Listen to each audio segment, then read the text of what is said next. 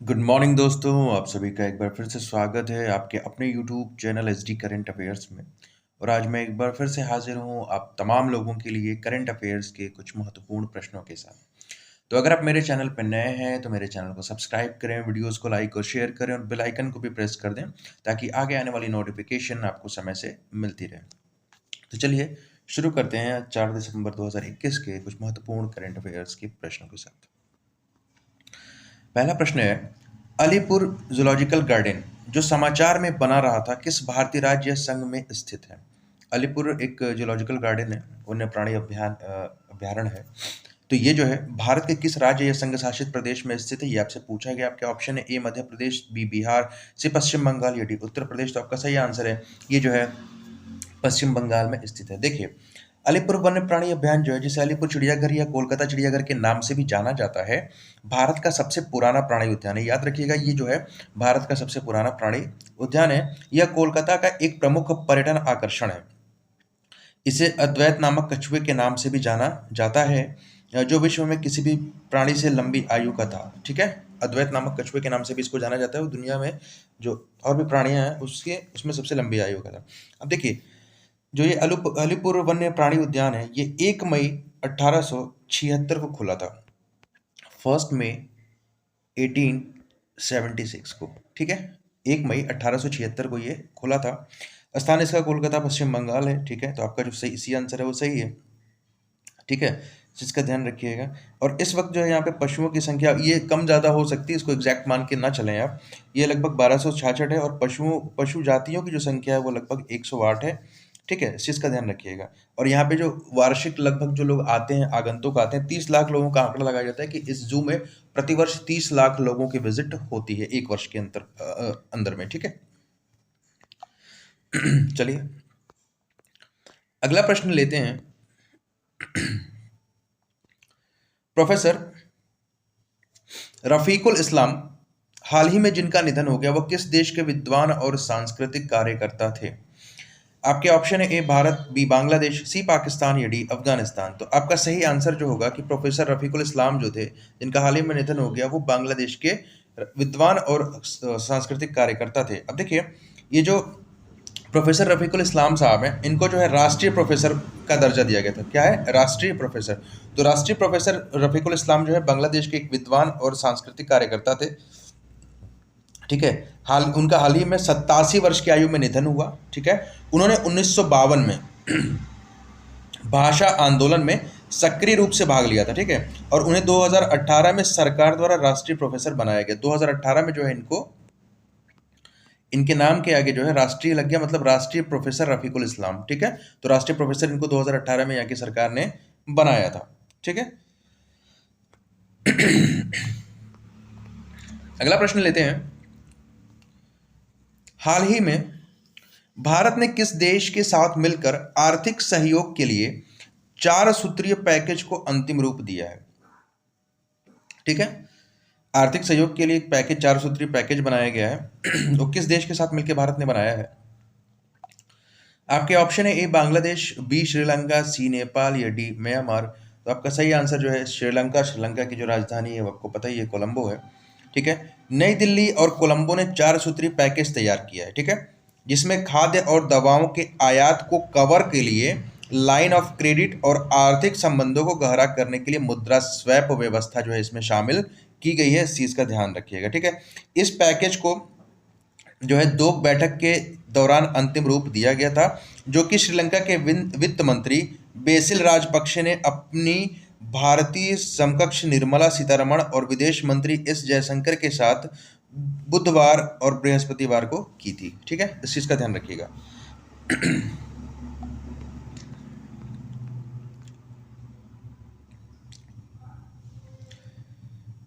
WHO के हालिया खुलासे के अनुसार विश्व स्तर पर 99% कोविड मामले के लिए कौन सा वेरिएंट जिम्मेदार है? कोविड के अलग अलग वेरिएंट है, इनमें से कौन सा वाला जो वेरिएंट है वो लगभग 99% जो कोविड मामले हैं विश्व स्तर पे, पूरी दुनिया के स्तर पे, उसका जिम्मेदार उसको ठहराया गया। आपके ऑप्शन है ओमिक्रॉन। ओमिक्रॉन अभी जल्दी ही साउथ अफ्रीका में पाया गया। ठीक है, उसके बाद भारत सरकार ने जो जोखिम भरे देश है उसकी लिस्ट जारी की थी और उसमें अपना जो चीन है बगल पड़ोसी देश, और बांग्लादेश भी उसमें शामिल है उस जोखिम वाली लिस्ट में।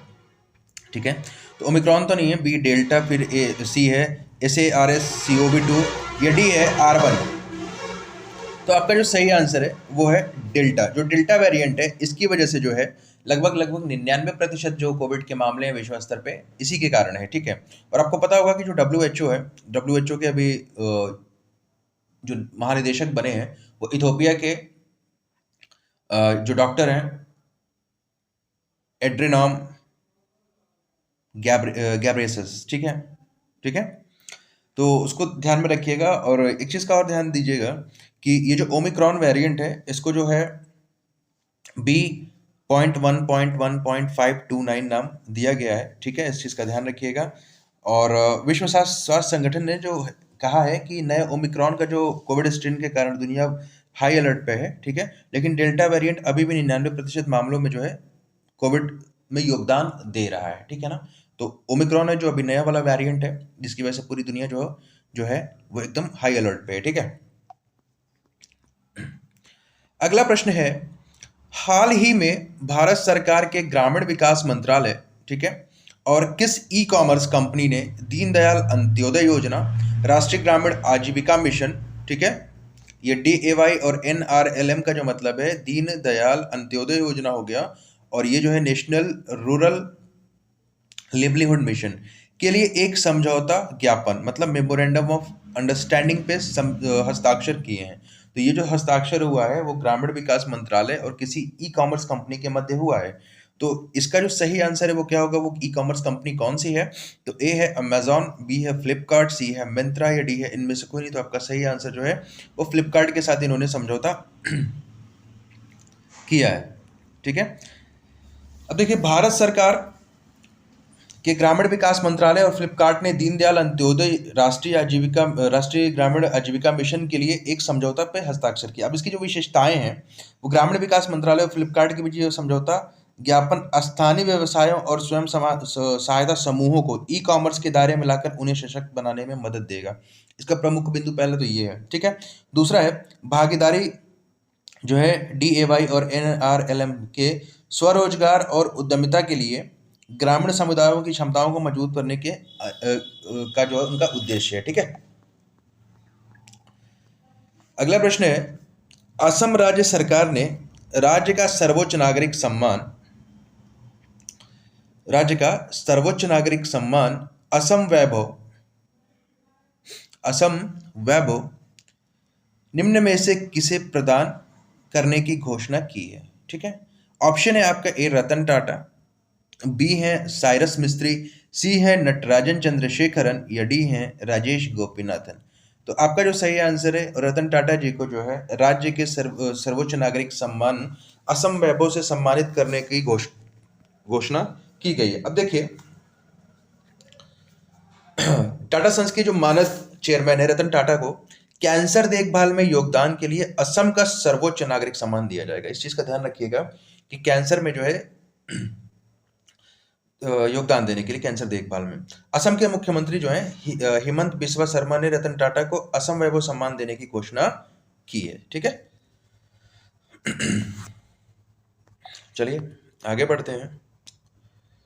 किस राज्य सरकार ने हाल ही में 4 धाम देवस्थानम प्रबंधन अधिनियम को वापस ले लिया? जब 4 धाम का नाम आ जाए, ठीक है, खास करके उत्तराखंड याद रखिएगा।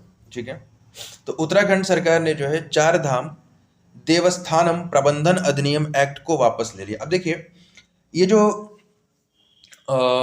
अधिनियम है इसका जो विधेयक 2019 में पारित हुआ था। देखिए भाजपा के त्रिवेंद्र सिंह रावत सरकार के कार्यकाल में 27 नवंबर 2019 को कैबिनेट ने उत्तराखंड 4 धाम देवस्थानम प्रबंधन विधेयक को मंजूरी दी थी और 9 दिसंबर 2019 को यह विधेयक विधानसभा से पारित कराया गया था। राजभवन को मंजूरी मिलने के बाद यह कानून बनाया गया था। ठीक है, अब देखिए 2 साल से चली आ रही कुछ खींचातानी की वजह से, ठीक है ना, उत्तराखंड जो है 4 धाम देवस्थानम प्रबंधन बोर्ड को सरकार ने भंग कर दिया। ठीक है, सरकार ने इससे संबंधित अधिनियम को वापस ले लिया है। मुख्यमंत्री पुष्कर सिंह धामी ने मंगलवार को 4 धाम देवस्थानम प्रबंधन अधिनियम को निरस्त कर देवस्थानम बोर्ड को भंग करने की घोषणा कर दी है। ठीक है, कुछ समस्या चली आ रही थी, इसकी वजह से ये एक्ट वापस ले लिया गया। वॉल्ट डिज्नी ने 98 साल के इतिहास में पहली बार किस महिला अध्यक्ष की नियुक्ति की है? ठीक है, ये 98 साल के रिकॉर्ड में जो है, देखिए वॉल्ट डिज्नी जो है ना, बच्चों का एक फेवरेट मतलब चैनल है, जैसे कार्टून्स वगैरह आप देखते होंगे उस तरह से, काफी फेवरेट है उनके लिए। तो वॉल्ट डिज्नी जो है वो किसी एक व्यक्ति का नाम भी है, ठीक है ना, उन्हीं के नाम पे ये चलाया जाता है। तो ये जो है वॉल्ट डिज्नी ने अपने 98 साल के इतिहास में पहली बार किस महिला अध्यक्ष की नियुक्ति की है? आपके ऑप्शन है ए रेणुका जगतियानी, बी है किरण मजूमदार शाह, सी है रोशनी नादर और डी है सूजन अर्नल्ड। तो सूजन अर्नल्ड को जो है वॉल्ट डिज्नी ने 98 साल के इतिहास में पहली बार जो है एक महिला को अध्यक्ष के पद पे नियुक्त किया। अब देख लेते हैं थोड़ा सा वॉल्ट डिज्नी के बारे में। देखिए, जो वॉल्ट डिज्नी है, इनका पूरा नाम था Walter Elias Disney. Walter Elias Disney, उनको वॉल्ट डिज्नी कहा जाता था, वॉल्टर एलियास डिज्नी। 5 दिसंबर 1901 को पैदा हुए और 15 दिसंबर 1966 को खत्म हो गए थे, इनका इंतकाल हो गया था। एक अमेरिकी फिल्म निर्माता थे ये, निर्देशक, कथानक, लेखक, नेपथ्यवाचक, एमिनेटर, उद्यमी, मनोरंजन, अंतर्राष्ट्रीय प्रतीक और समाज सेवक थे। डिज्नी 20वीं शताब्दी के दौरान मनोरंजन के क्षेत्र में अपने योगदान के लिए प्रसिद्ध हैं। वॉल्ट डिज्नी ने अपने भाई रॉय ओ डिज्नी के साथ संयुक्त रूप से वॉल्ट डिज्नी प्रोडक्शन की स्थापना की थी। याद रखिएगा, इन्होंने अपने भाई के साथ मिलकर जो है, भाई का नाम था रॉय ओ डिज्नी, के साथ मिलकर संयुक्त रूप से वॉल्ट डिज्नी प्रोडक्शंस की स्थापना की थी। डिज्नी एक समय दुनिया के सर्वश्रेष्ठ फिल्म निर्माताओं में से एक बन गए। उनके द्वारा संयुक्त रूप से स्थापित निगम को अब वॉल्ट डिज्नी कंपनी के नाम से जाना जाता है और इसका लगभग सालाना जो कारोबार है 35 अरब अमेरिकी डॉलर के बराबर का है। ठीक है, इस चीज का ध्यान रखिएगा। अगला है अंतरराष्ट्रीय दिव्यांगजन दिवस, international day of persons with disabilities निम्न में से किस दिन मनाया जाता है? आपके ऑप्शन है ए 10 जनवरी, बी 12 मार्च, सी 25 अगस्त और डी 3 दिसंबर। तो याद रखिएगा, इसका जो सही आंसर है वो है 3 दिसंबर। अंतर्राष्ट्रीय दिव्यांगजन दिवस जो है वो 3 दिसंबर को प्रतिवर्ष मनाया जाता है। अब देखिए, अंतर्राष्ट्रीय दिव्यांगजन जो है 3 दिसंबर को मनाया जाता है। इसका मुख्य उद्देश्य समाज में दिव्यांगजनों का विकास सुनिश्चित करना होता है। ठीक है, इस दिवस को मनाने के पीछे दिव्यांगता को सामाजिक कलंक मानने की धारणा से लोगों को दूर करने का प्रयास है। हर वर्ष दुनिया के तमाम देशों में 3 दिसंबर को दिव्यांगों के उत्थान, उनके स्वास्थ्य, सामाजिक आर्थिक स्थिति में सुधार लाने के उद्देश्य से कार्यक्रम को आयोजित, विभिन्न प्रकार के जो कार्यक्रम है उनको आयोजित किया जाता है। ठीक है, अगला प्रश्न है, कैबिनेट समिति ने भारत पर्यटन विकास निगम का नया चेयरमैन निम्न में से किसे नियुक्त किया है?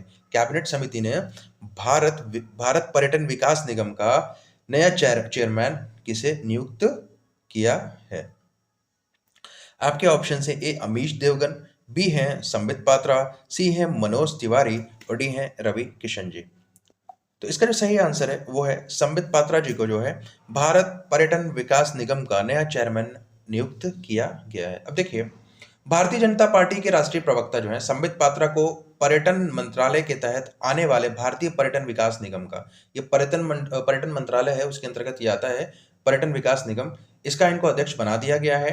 इससे पहले संबित पात्रा ओएनजीसी के स्वतंत्र डायरेक्टर भी रह चुके हैं। ओएनजीसी, ठीक है, oil and natural gas corporation. ठीक है,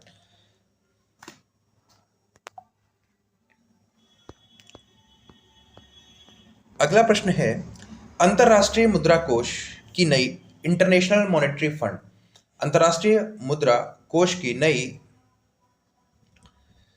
डायरेक्टर की नई डिप्टी मैनेजिंग डायरेक्टर निम्न में से किसे बनाया गया है? डिप्टी मैनेजिंग डायरेक्टर किसे बनाया गया है? ऑप्शन है ए अमर्त्य सेन, बी है रघु राम राजन, सी है गीता गोपीनाथ और डी है उर्जित पटेल। देखिए, गीता गोपीनाथ जी को जो है इसमें आईएमएफ की नई जो है मैनेजिंग डायरेक्टर बनाया गया। अब थोड़ा सा आईएमएफ के बारे में देख लेते हैं, अंतर्राष्ट्रीय मुद्रा कोष के बारे में। इंटरनेशनल मॉनेटरी फंड जो है इसको बोला जाता है, एक अंतर्राष्ट्रीय संस्था है जो अपने सदस्य राष्ट्रों की वैश्विक आर्थिक स्थिति पर दृष्टि रखने का कार्य करती है। यह अपने सदस्य देशों को आर्थिक और तकनीकी सहायता प्रदान करती है। यह संगठन अंतर्राष्ट्रीय विनिमय दरों को स्थिर रखने के साथ साथ विकास को सुगम करने का कार्य करता है। अब देखिए, इसका जो मुख्यालय है वो वाशिंगटन डीसी मतलब संयुक्त राज्य अमेरिका में है, और इसके संगठन के जो प्रबंध निदेशक हैं डोमिनिक स्ट्रॉस, ठीक है, डोमिनिक स्ट्रॉस। अब देखिए, इसकी जो स्थापना है जो है 27 दिसंबर 1945 को 29 देशों के समझौते पर हस्ताक्षर करने के बाद आईएमएफ की जो स्थापना है वो हुई थी। ठीक है, इस चीज का ध्यान रखिएगा। अब देखते हैं, देखिए आईएमएफ चीफ जो है क्रिस्टालिना जॉर्जिवा के बाद, आईएमएफ की चीफ जो है क्रिस्टालिना जॉर्जिवा के बाद गीता गोपीनाथ का ही नंबर होगा। मतलब ऐसा पहली बार होगा जब वॉशिंगटन स्थित इस अंतरराष्ट्रीय संस्था में शीर्ष 2 पदों पर महिलाएं जो है बैठेंगी। ठीक है, अब एक चीज का ध्यान रखिएगा कि गीता गोपीनाथ जो है अंतरराष्ट्रीय मुद्रा फंड की पहली मैनेजिंग डायरेक्टर होंगी, मतलब भारत अंतरराष्ट्रीय मुद्रा कोष जो है उसकी पहली डायरेक्टर होंगी, मैनेजिंग डायरेक्टर होंगी। यह घोषणा करते हुए आईएमएफ ने कहा कि यह नियुक्ति 21 जनवरी से प्रभावी होगी, मतलब 21 जैन 2022 से जो है ये नियुक्ति जो है प्रभावी होगी। अब एक चीज का ध्यान रखिएगा कि गीता गोपीनाथ जो है साल 2018 में आईएफ की मुख्य अर्थशास्त्री बनी थी। 2018 में वे मूल रूप से केरल की हैं, मतलब केरल, ठीक है ना, तो इनको भारतीय मूल की अब कहेंगे। उनकी नागरिकता अमेरिका और भारत दोनों की है। उन्होंने दिल्ली स्कूल ऑफ इकोनॉमिक्स से अर्थशास्त्र में ही मास्टर की डिग्री हासिल किया। उन्होंने साल 1996 से साल 2001 तक प्रिंसटन यूनिवर्सिटी से अर्थशास्त्र में पीएचडी पूरी भी की थी। ठीक है, इस चीज का ध्यान रखिएगा। तो ये थे आज आपके 4 दिसंबर 2021 के कुछ महत्वपूर्ण करंट अफेयर्स के प्रश्न। अगर आपको किसी भी प्रश्न में किसी प्रकार की कोई समस्या, कोई दिक्कत है तो मुझे कमेंट जरूर करें। आपको ये वीडियो जो है SD current affairs YouTube channel के माध्यम से लगातार प्रोवाइड कराई जा रही है। और अगर आप मेरे चैनल पर नए हैं तो कृपया मेरे चैनल को सब्सक्राइब करें, वीडियोस को लाइक और शेयर करें, और बेल आइकन को प्रेस करना ना भूलें।